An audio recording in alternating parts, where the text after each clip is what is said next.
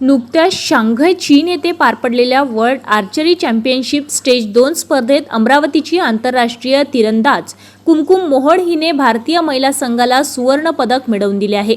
या यशाबद्दल जिल्हाधिकारी आशिष शेरेकर यांच्या हस्ते कुमकुमला शाल आणि पुस्तक देऊन गौरवण्यात आले। यावेळी जिल्हा प्रशासनाकडून खेळाडूंना सर्वतोपरी मदत करण्याचे आश्वासन जिल्हाधिकाऱ्यांनी दिले आहे। जागतिक स्पर्धेत भारत आणि यजमान चीन यांच्यातील अंतिम सामना 4-4 असा बरोबरीने सुटला होता। त्यानंतरचा शूट ऑफ मध्ये कुमकुमने अचानक लक्ष्यभेद करीत चीनला पराभूत केले।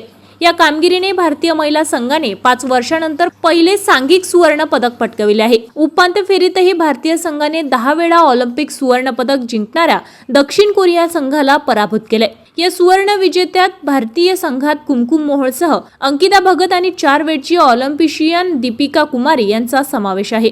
कुमकुम ही गेल्या 9 वर्षापासून अमरावती जिल्हा क्रीडा प्रशिक्षण केंद्र, खेलो इंडिया आंतरराष्ट्रीय धनुर्विद्या शूटिंग रेंजर, आंतरराष्ट्रीय क्रीडा मार्गदर्शक प्रफुल्ल डांगे यांच्या मार्गदर्शनाखाली सराव करीत आहे।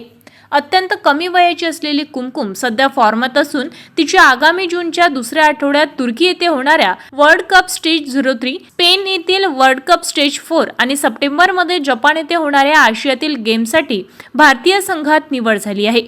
कुमकुम सोबतच अमरावतीचा यशदीप भोगे याची देखील आशियाच्या गेम्ससाठी निवड करण्यात आली आहे। कुमकुमच्या यशाचे कौतुक करताना जिल्हाधिकारी आशिष शेरेकर यांनी कुमकुमची लहान वयातील ही कामगिरी पाहता ती 2028 मध्ये लॉस एंजेलिस येथे होणाऱ्या ऑलिम्पिक स्पर्धेत निश्चितच भारताचे प्रतिनिधित्व करेल आणि देशाचे नाव लौकिक वाढवेल असा विश्वास व्यक्त केलाय। यावेळी जिल्हा क्रीडा अधिकारी गणेश जाधव, अनिल इंगडे, क्रीडा मार्गदर्शक प्रफुल्ल डांगे आदी मान्यवर उपस्थित होते।